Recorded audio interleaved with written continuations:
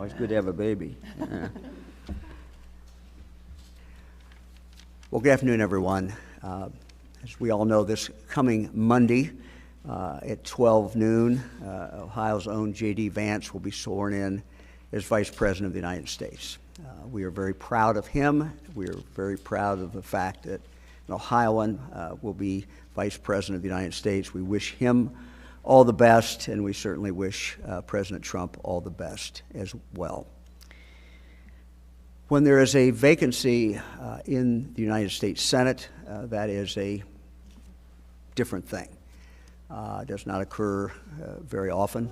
Since 1913, Ohioans and people across this country, citizens across this country, have had the ability to select the U.S. Senator. Ohio law provides that when there is a vacancy in the United States Senate, it is the governor who makes that interim appointment.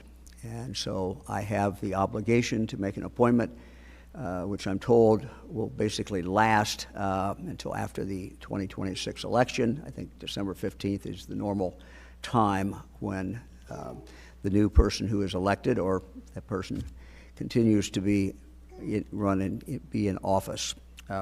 So this is an unusual situation. And it's, frankly, a very heavy responsibility, and it's a responsibility that I take very seriously. It was my honor and privilege to serve in the United States Senate, to represent the people of Ohio for 2 terms, 12 years.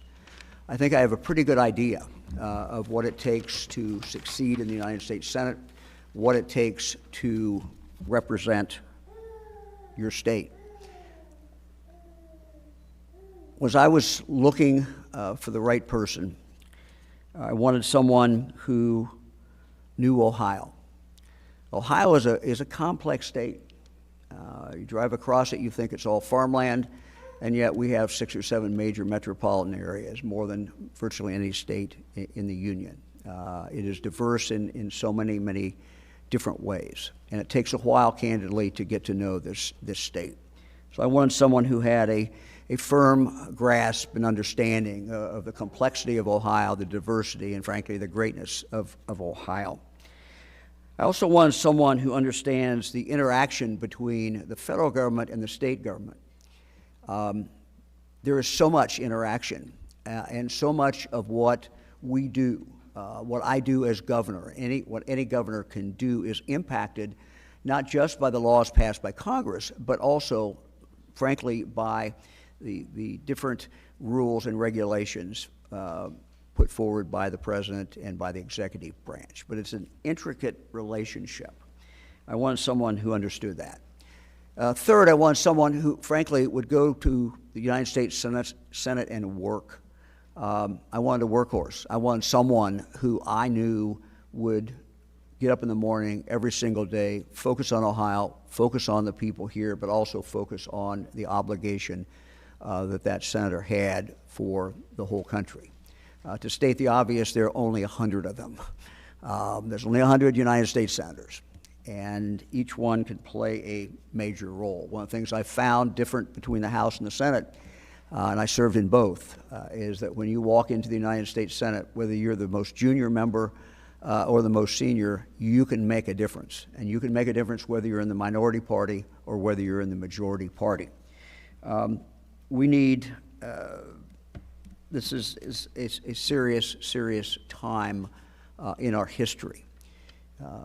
I won't go into all the reasons why, but I think if you look at foreign affairs, if you look at national defense, if you look at the international situation today, if you look at where our defense is, the United States Senator plays a major role and can play and does play a major role in regard to our national security.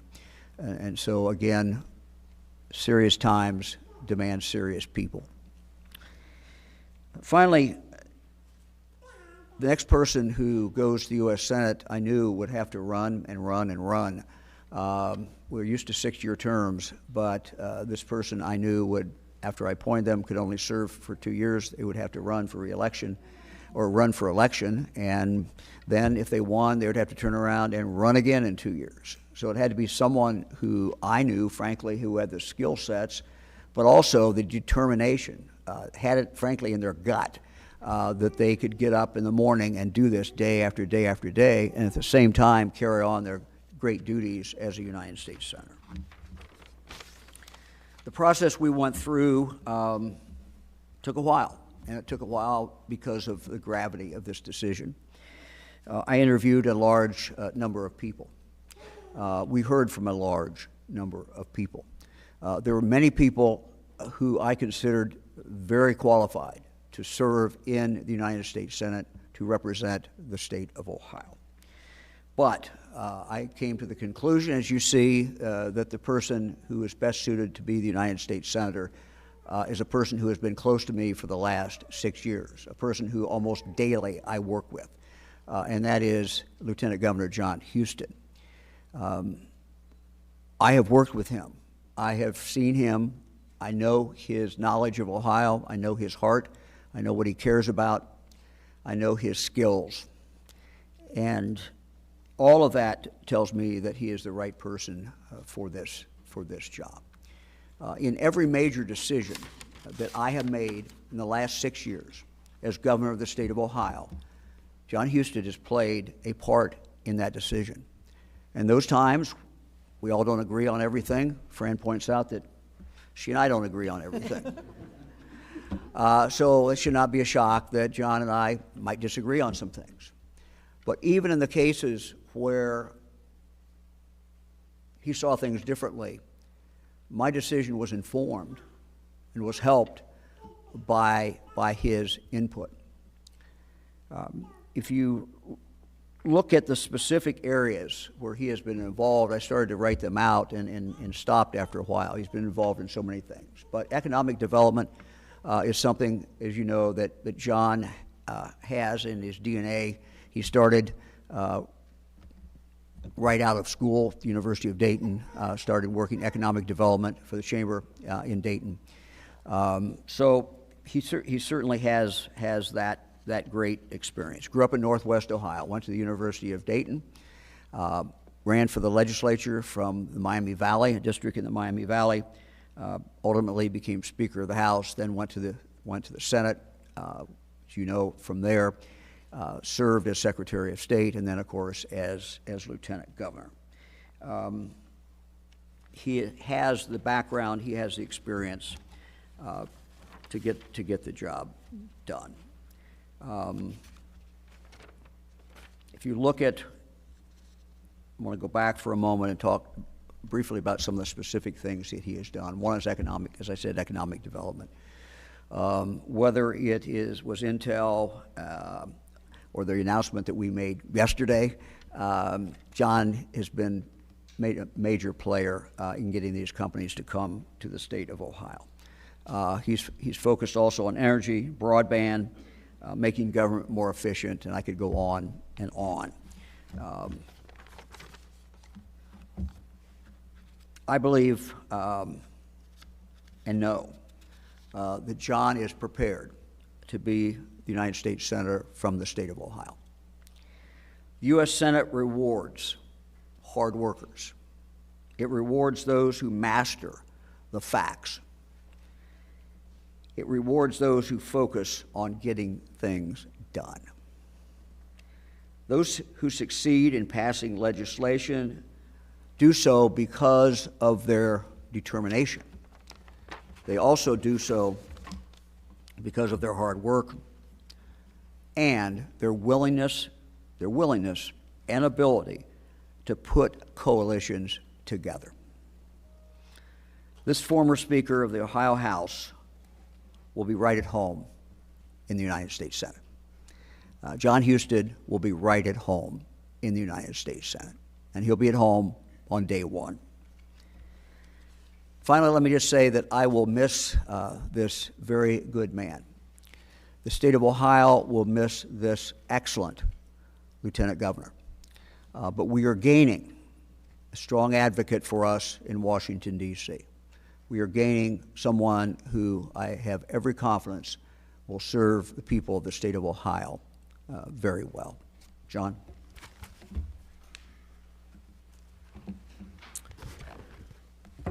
Thank you, Governor. My family is gathered here, so you know who they are. My wife, Tina, son, Alex, daughter, Katie, Kylie, brother-in-law, Mick, and then Kathleen, our Alex's wife, our daughter-in-law, and our granddaughter, May, were here just a moment ago. Governor, I just want to say thank you. It is my honor to accept the appointment to serve the people of the state of Ohio in the U.S. Senate. I have just appreciate that you have placed so much trust in me, first of all, as a running mate, and then as Lieutenant Governor, and now as your appointee to the Senate. To my friends and supporters and the people across Ohio, we have worked to make Ohio great again, and I look forward to working with President Trump, JD Vance, to make America great again. This decision was not made lightly, and I say it was not made lightly. My family and I listened to the advice of so many people, including the governor and many, many others. And I want to take a moment to share the reasons behind this decision. I have dedicated most of my professional life to serving the state of Ohio.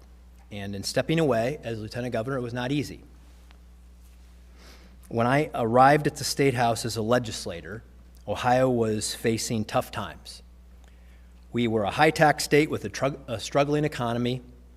We were watching factories shut down across the state, and even my own family had to leave Ohio, or had left Ohio, because they needed to find work.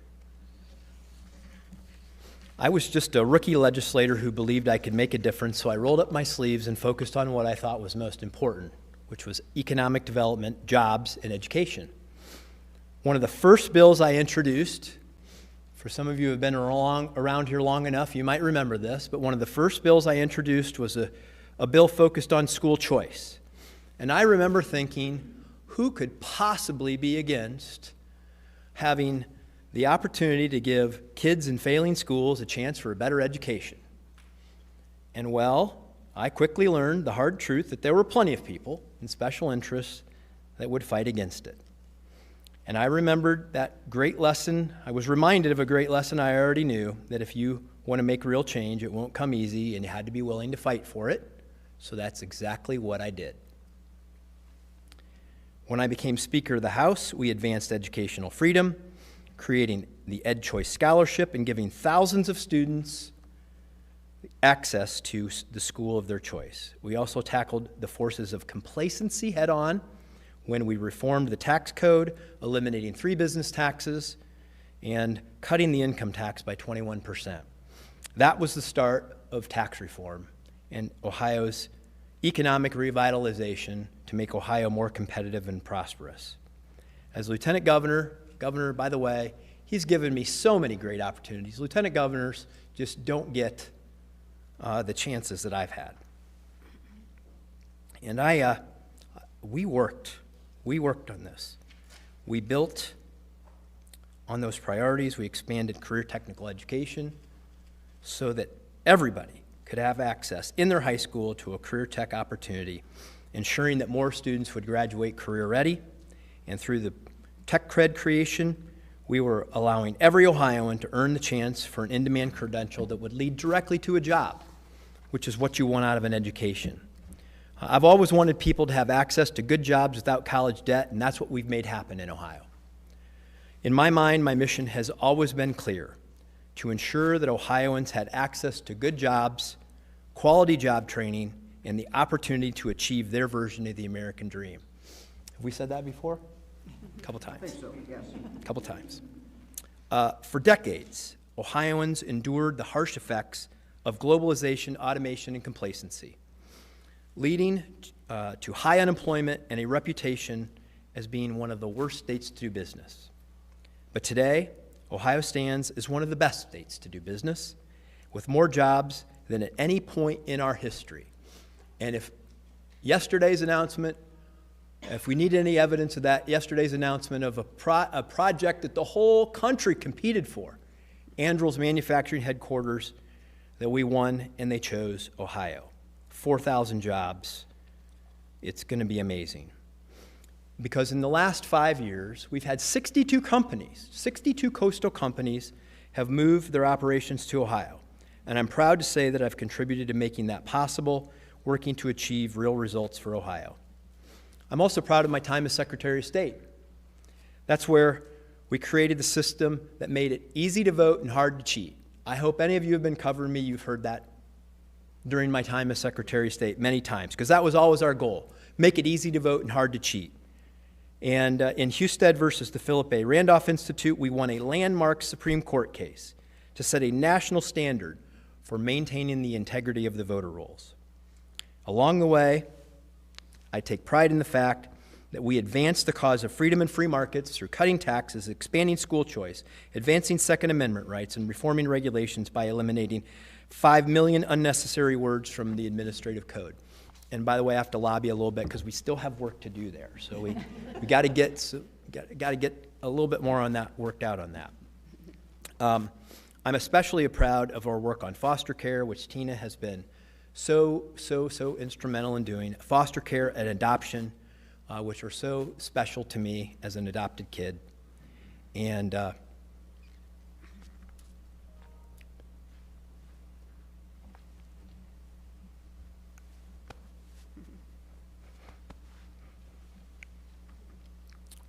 protecting kids from big tech and online predators. I know we made a real difference. All right, so I have to say thanks to the Innovate Ohio team. You've made government more customer service friendly, which is one of our goals. When you take the fact that you no longer have to wait in person at a BMV, a gift that keeps on giving to people, which we hope to continue to build on over time. Digital IDs, the Ohio IP Promise, quantum computing, innovation districts and hubs. We've harnessed the technology to improve the lives and solidified Ohio as the tech hub of the Midwest, and we are. I have loved this work, and stepping away from it has not been easy. This has been great. My time here at the State House has been a true joy. But representing Ohio in the U.S. Senate is an amazing opportunity. I mean, it is amazing. And it is something that an adopted kid who grew up on County Road J in Montpelier, Ohio, could have never imagined. I know Ohio well, and I will fight for Ohio as a U.S. Senator. Governor knows that. And I really look forward to working with President Trump and Vice President Vance and the Republican majority, who have an America First agenda to fight inflation, stop illegal immigration, and advance conservative values, and that's what I'll do, because that's what the people of Ohio need, and they care about those things. It's what they want. We have an opportunity and obligation to deliver. And I will continue to be an America First conservative who wants to get things done and knows that public service is a temporary gift that you have to make the most of for the people you represent. As a senator, and Governor will like to hear this, he'll want, when I spoke to Senator McCauley earlier today, I told him I was going to do this. So I said, as a senator, I want to return power from the federal government to the states. States are closer to the problems and can innovate and better than the federal government, especially in education, workforce, and social programs, so we can help more people experience the dignity of work and strengthen the earning power of the middle class. As a U.S. Senator, I hope to have a special impact on the role technology plays in our lives. And we know that that impact can be both good and it can be bad. History teaches us that the nations that are the most technologically advanced are the nations that become the most economic and militarily superior. And it's an essential aspect of this if we want to preserve prosperity and freedom for the world and the cause of freedom around the world, that we be leaders in innovation and technology. In an era of AI, technological superiority may matter now more than ever, and I want to play a role in that so that America wins that battle. But technology can also do harm, I want to make sure we protect our kids, our culture, our jobs from the insidious impact that some technologies can have in our lives. And now I want to say a couple special things about some people. I want to say something about Governor DeWine. First and foremost, he's a good man. He and Fran have been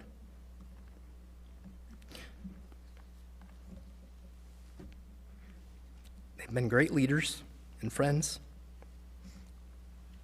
to me and Tina, and we cherish our time with them. He's done a lot of big things for Ohio, but it's little things that make him special. I want to thank President Trump and Vice President Vance and Senator Moreno for their counsel and encouragement, and I look forward to working with all of them. President Trump has won Ohio by 11 points in this past election, and I will do all I can to help him and JD Vance be successful.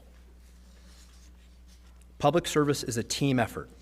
I am grateful for the colleagues, the staff, the friends from across the state who have helped us accomplish so much during my time in state government. I thank God for blessing me with a wonderful wife and family, to Tina, Alex, Katie, Kylie, Kathleen, and May, and especially my mom and dad, who somehow they'll figure out how to watch from home somewhere. They'll catch all this. My mom and dad, Jim and Judy, I love you all. In the end, this was easy. It's a decision about service. And, maybe Kylie was the one that threw it at the end. She was lobbying for me to take this job, weren't you, Kai? It's about service for me and my family, and where we can have the most impact. And there's no doubt that the U.S. Senate is a place where you can have impact for every man, woman, and child in this country, and I will be proud to serve Ohio as a U.S. Senator. So keep me in your prayers, and may God bless Ohio and God bless America. And I'm ready to get started because I don't have an office, a desk, a chair, a pencil. I got a lot of work to do, and we're going to be leaving to go get that done real soon. So thank you.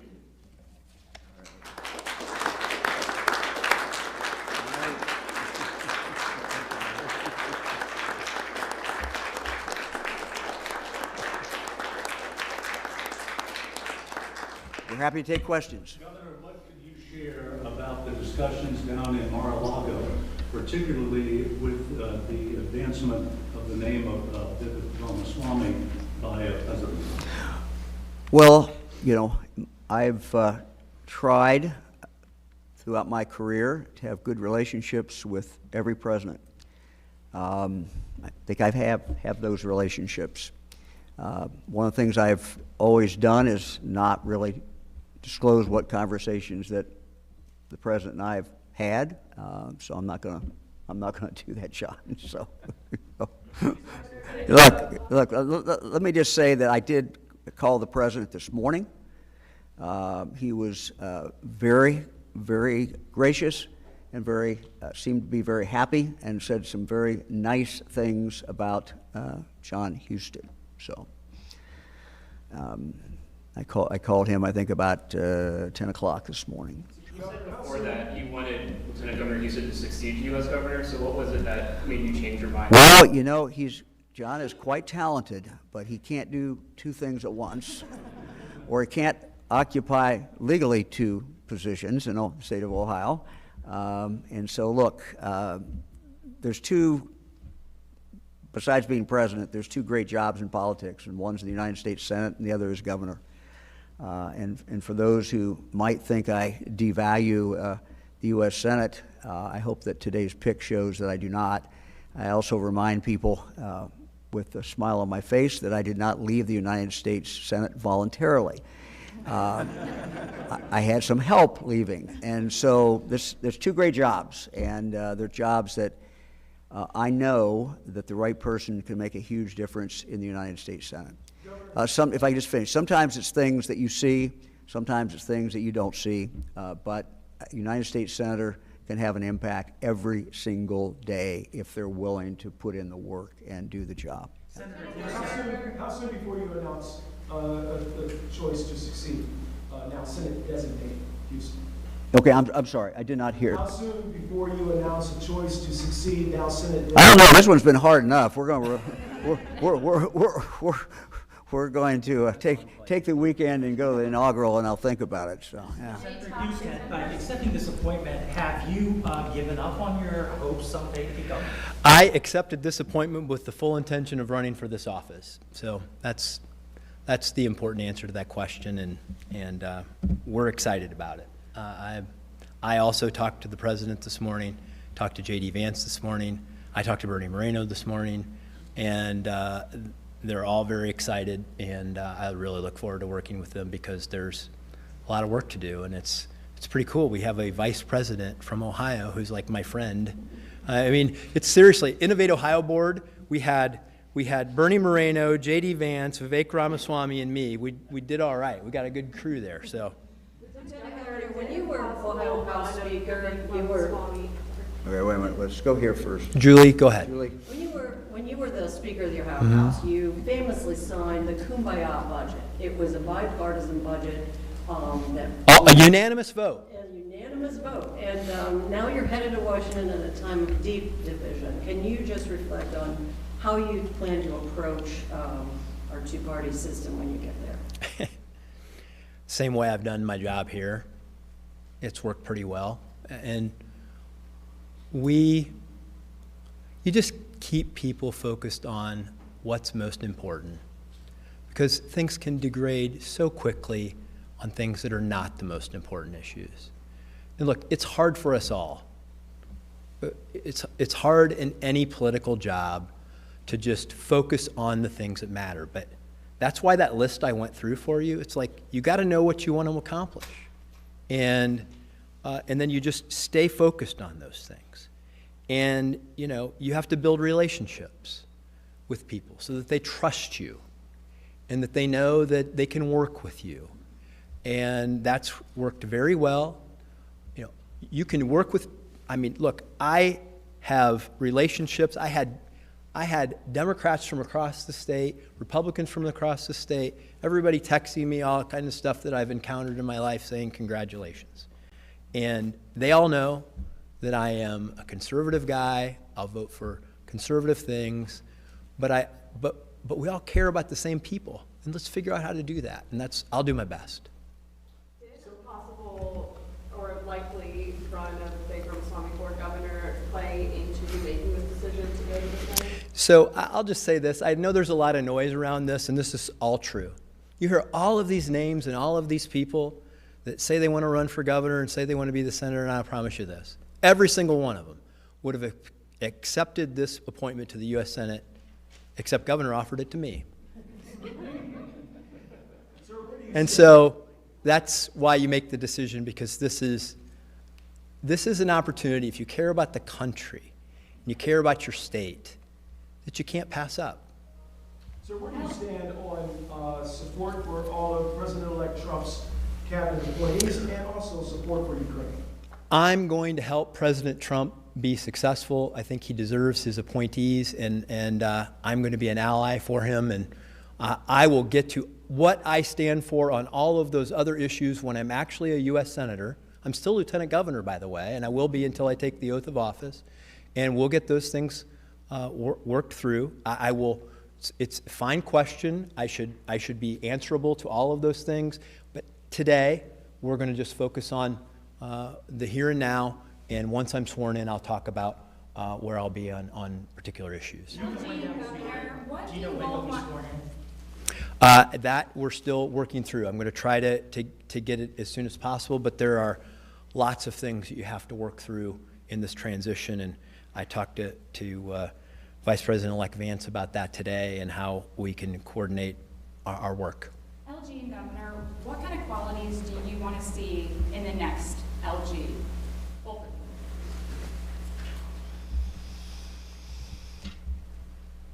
Well,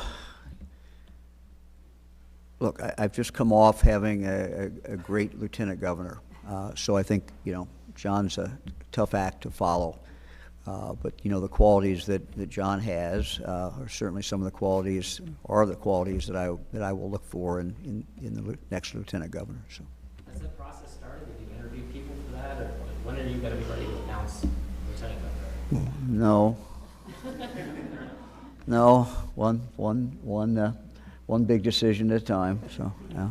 Lieutenant Governor, how, do you feel like? And this is the best lieutenant governor is whoever the governor wants. How do you feel like you'll approach getting into the swing of a job that you've never held before, you've never been in DC before? How do you plan to kind of navigate that new territory? Human nature is the same whether you're in the Ohio State House or you're in Washington, D.C. And it's just the issues are different. And I have developed some good policy skills and political skills over the years to work with other people and get things done. It's very translatable to what happens in Washington. I've spoken to most of the congressional delegation today, and we're gonna fight for Ohio. Jon, how soon will you start your campaign, given the fact that in 21 months you're going to be running for election? I think I started it this morning. I'm making some of the calls I made, so yeah, we'll get to that. How important will Donald Trump's endorsement be in that race, do you think, and do you expect that you might get it? I'm going to always let the president speak for himself, but we had a wonderful conversation this morning. Lieutenant Governor, can you share as to when the governor officially offered you this position? They won't believe if I tell them. Yesterday. Yeah. So when we were with you all yesterday at Andrel, it was not, we hadn't had that conversation yet. I heard that the discussions were going on at the governor's mansion late into last night. Is that how really late this all came together? I wasn't there. You'll have to ask. Late last night? No. Or, What we're doing late last night? You had dinner together? We had dinner. Yeah. Fran and I had dinner, so yeah. Lieutenant Dolly Governor, was there. And, yeah, the only person there were, the only, we had a dog, but that was it. We had pizza. Lieutenant Governor, did you call all the candidates previous to this press conference? I called some of them. My team called others. There were too many for me to call myself. So. How many were there? Hell of a lot. I don't know. Everybody, all of them, right? Did you call Senator Mario? Excuse me? Did you call Senator Mario? Marino. Oh, yeah. I spoke with Senator Marino this morning, and we will get along just great. We've been friends for a while, and I'm excited to work with him. Lieutenant Governor, do you plan to be seated by the time that there are confirmation votes on many of Trump's nominees, such as Pete Hegseth and Pam Bondi? And if so, how do you plan to vote? I am working through those things, and I'm going to support the president's nominees. Governor, essentially, we're going to have, for all intents and purposes, 2 freshman senators from the state of Ohio. What advice would you give them? Well, first of all, yes, we have 2 new members of the Senate, but we also have Vice President of the United States from Ohio too. So that's a good thing. I think I'll go back to what my life experiences have been, and that is that when you go to the United States Senate, whether you're the last person in the door or whether you've been there for 30 or 35 years, if you want to have influence and make a difference, you can make a difference. The great thing about being a United States Senator is there's only 100 of them. Each state only gets 2. There's plenty of work to do. There's plenty of things to concentrate on. As I told Jon that, as a United States Senator, your committee assignment is important. You have great, influence in regard to that committee, even if you're the newest member. Subcommittees, you have great influence. But also, as a United States Senator, you can pick areas that you want to specialize in. And there's plenty of room and there's plenty of work to do. So you can carve out a niche here, you carve out a niche here. You can find somebody on the other side of the aisle who cares. In my case, I worked with Jay Rockefeller on highway safety. I worked with him on foster care, just as an example. You have great opportunity as a United States Senator. Whether you're in the minority, the majority, whether you're the most junior or the most senior, you can make a difference as a U.S. Senator. Governor, how much did the fact that there is a coming gubernatorial election play into your decision and your calculus? Yeah, so look, you know, those of us who are in politics are not mindful of the next election, not unmindful of it. We are mindful of it.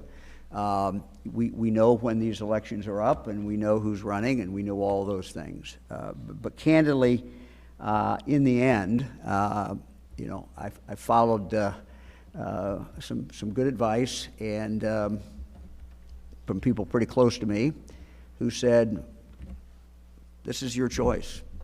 You make the decision on this. You know, the rest of things are going to have to get worked out, and I can't control them. So let me just finish. So this decision is so very, very important that, you know, in the end, I stripped away everything else and asked the question, who's the best person to represent the state of Ohio in the United States Senate, and it clearly came back to Jon Husted. Does it avoid a contentious primary for governor, and does it avoid a contentious special election in the U.S.? Well, I seriously doubt that it will avoid a contentious race for governor. Just stay tuned. You're going to see how many people, you know, say that they're running on both parties. We already have a couple of them in, it sounds like, and no, it does not. It does not at all. You know, look, the good thing is when we talk about the next Senate race, when we talk about the next gubernatorial race, everybody gets to play. Everybody gets to vote. This is the way we do it in this country. What made this decision so serious for me, and one of the reasons it took this long, is I had to work through, you know, many different things, but in the end it came down to who's the best person to represent Ohio. And for good, better or worse, Mike DeWine was the person making that decision. That's what the law says. I have to make that decision, and I made it, and I picked the best person. Did Vivek Ramaswamy talk to you at all about possibly being governor someday? And what you think? Well, I don't go into conversations I have with other people generally. You know, I certainly have talked with him, and I've talked with a lot of other people too. So. Governor, can you talk about the opportunity that this provides to continue your work on social media regulation, and where do you stand on the TikTok ban? So I'm going to hold off on talking about those particular issues, but check back with me because I have some strong opinions on those issues that we're going to work on. But today I'm just going to focus on the fact that the governor appointed me to be a U.S. Senator, and I got to get organized and we got to get ready to go to work. And once I take the oath of office, I'll talk about all the things that I want to do to help Ohioans, to help the country, and to focus on tech, the good and the bad. And I'm excited to go to work on those things because, you know, those of you who have followed the work that I've done, I just think it's so important because the impact that technology is having in our society, on the economy, is not only incredibly impactful now, but it's going to become more so over the course of the next 10 years. Have you submitted your resignation as Lieutenant Governor yet? I have not, so I'm still Lieutenant Governor, so you don't have to worry about, you know, the governor hurrying to appoint someone, and that transition occurs when I take the oath in the Senate. Governor, looking ahead to the next Trump administration, I had a question. So Attorney General Dave Yost is asking the legislature to ban cities from not enforcing immigration law or being sanctuary cities. What role do you think Ohio should play in immigration enforcement in the coming years? Look, I think everyone should follow the law. The federal government has a unique role, a pretty much exclusive role in the area of immigration and border security. So my ideas are simple, you just follow the law. Governor, you, the last two U.S. senators Ohio has had came to the job with zero political experience. Was it important to you that Lieutenant Governor Husted had a deep background in government? Yes. Lieutenant Governor, when are you going to actually become a U.S. Senator? When will you be sworn in? So we're working through those things. We'll try to do it as quickly as we can, but there's some logistical issues that we just have to work through to get that done. But I know that in talking with Senator Thune, that sooner is better. John, We have time for one more question. one more thing from me, because I'm always curious about this kind of stuff, because I know you had your eye on running for governor. Huh? When did you decide? When did this open up in your mind? And walk us a little bit through your thinking as you transitioned from, I'm going to go run for governor, Yeah. and now you're going to consider yourself. Well, it's the strangest thing, because at the convention, I gave the nominating speech for JD. And I remember somebody asking me at that time, they said, well, if JD gets elected, would you want to be this? I'm like, wow, like that just seems so improbable to even think about. So it was not something that was on my mind initially. But I have a lot of close friends who have said to me all along, keep an open mind, keep an open mind. And as it came forward and thought about the fact that this is, because like I respect the difficult decision the governor has. It's difficult. He can pick from 11.7 million Ohioans, or at least the adults among them, and it's a tough choice. And he gets a lot of pressure to do this, that, or the other thing. And I kept an open mind about it. But, you know, the real issues were family issues. Like, because in the past, I've never been interested in going to Washington because I had young children. Now, my youngest child, Kylie, raise your hand. She's the only one, you know, because Katie, she's already off. She's like going to college. She's like ready to go.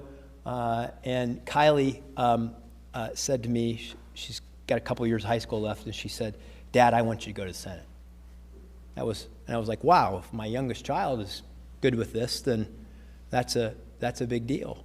And Tina and I talked about it. Honestly, I switched my mind probably 100 times because this is an incredible choice. To do either is, like, if you're involved in politics, it's like choosing from the two best things that you can do in the state of Ohio. And so we had a lot of conversations about it, prayerful consideration, talked to lots of people, just like the governor did. He had a difficult decision too. But in the end, it's the opportunity to go right now to Washington, not 2 years from now, but now, to go work with President Trump and a Republican majority to do the things that I think will make America a better country. And once you really look at it like that, it was an opportunity that I couldn't pass up. Lieutenant Governor, I would like to ask you, your family chief of staff, Mrs. Husted, what is number one or number two on your list of moving your family and changing your whole family to Washington? We're not moving. We're not moving to Washington. No. John will work there, and I'll stay home with Kylie, and we'll travel there when we can, and it'll be fine. Yeah, I'm not leaving Ohio. I mean, I'm just going to go to Washington for a couple of days a week to do Ohio's business there and represent them in the U.S. Senate and do the work that it takes to get the job done there, and then come back and spend as much time as I can doing the same things I've been doing for 25 years, meeting with people, listening to their problems, figuring that out, and going there and trying to change things. And it's interesting in this particular case because I've already made a list. I started making this list months ago with the team of all the things we want Washington to change. Now I can just take the list with me and go to work on it. Governor, Lieutenant Governor, real quick, any reaction to the indictments unsealed today regarding the first energy execs? No, I have no comment. Thanks, everybody. Thank you. Thanks, everybody.